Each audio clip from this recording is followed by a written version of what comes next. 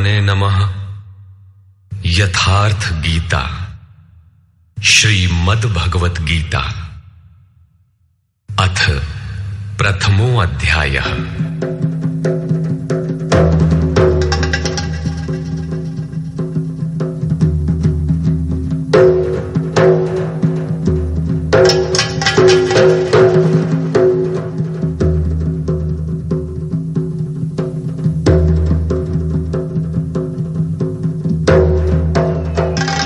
धृतराष्ट्र उवाच।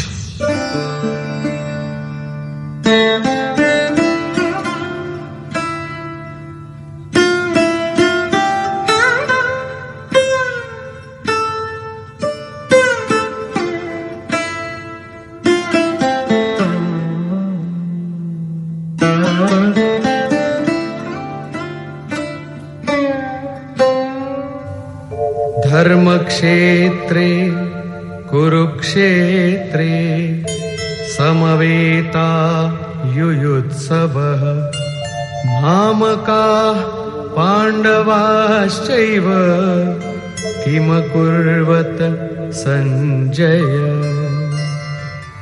धृतराष्ट्र ने पूछा, हे संजय, धर्म क्षेत्र कुरुक्षेत्र में एकत्र युद्ध की इच्छा वाले मेरे और पांडु के पुत्रों ने क्या किया?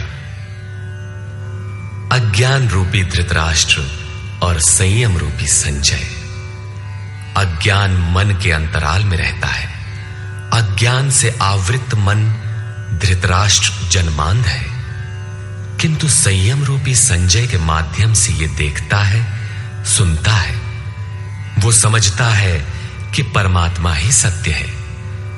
फिर भी जब तक इससे उत्पन्न मोह रूपी दुर्योधन जीवित है, इसकी दृष्टि सदैव कौरवों पर रहती है, विकारों पर ही रहती है।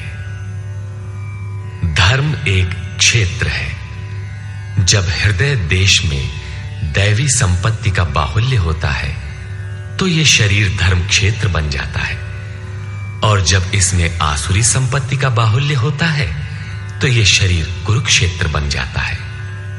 कुरु अर्थात करो। यह शब्द आदेशात्मक है। भगवान श्री कृष्ण कहते हैं, प्रकृति से उत्पन्न तीनों गुणों द्वारा परवश होकर मनुष्य कर्म करता है। वो क्षण मात्र भी कर्म किए बिना नहीं रह सकता। गुण उससे करा लेते हैं। तीनों गुण मनुष्य को देवता से कीट पर्यंत शरीरों में ही बांधते हैं। जब तक प्रकृति और प्रकृति से उत्पन्न गुण जीवित हैं, तब तक कुरु लगा रहेगा। अतः जन्म मृत्यु वाला क्षेत्र, विकारों वाला क्षेत्र कुरुक्षेत्र है, और परम धर्म परमात्मा में प्रवेश दिलाने वाली पुण्यमयी प्रवृत्तियों का क्षेत्र धर्म क्षेत्र है। पुरातत्वविद पंजाब में काशी प्रयाग के मध्य तथा अनेकानेक स्थलों पर कुरुक्षेत्र की शोध में लगे हैं, किंतु गीताकार ने स्वयं बताया है कि जिस क्षेत्र में यह युद्ध हुआ वो कहां है। इदं शरीरम कौन्तेय क्षेत्र मित्य भिधीयते। अर्जुन, ये शरीर ही क्षेत्र है, और जो इसको जानता है, इसका पार पा लेता है, वो क्षेत्रज्ञ है। आगे इन्होंने क्षेत्र का विस्तार बताया, जिसमें 10 इंद्रियां, मन, बुद्धि, अहंकार, 5 विकार और 3 गुणों का वर्णन है। शरीर ही क्षेत्र है, एक अखाड़ा है। इसमें लड़ने वाली प्रवृत्तियां 2 हैं, दैवी संपद और आसुरी संपद। पांडु की संतान और धृतराष्ट्र की संतान सजातीय और विजातीय प्रवृत्तियां।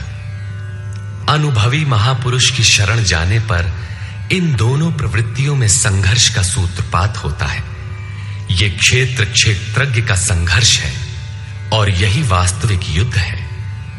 विश्व युद्धों से इतिहास भरा पड़ा है, किंतु उनमें जीतने वालों को भी शाश्वत विजय नहीं मिलती। ये तो आपसी बदले हैं।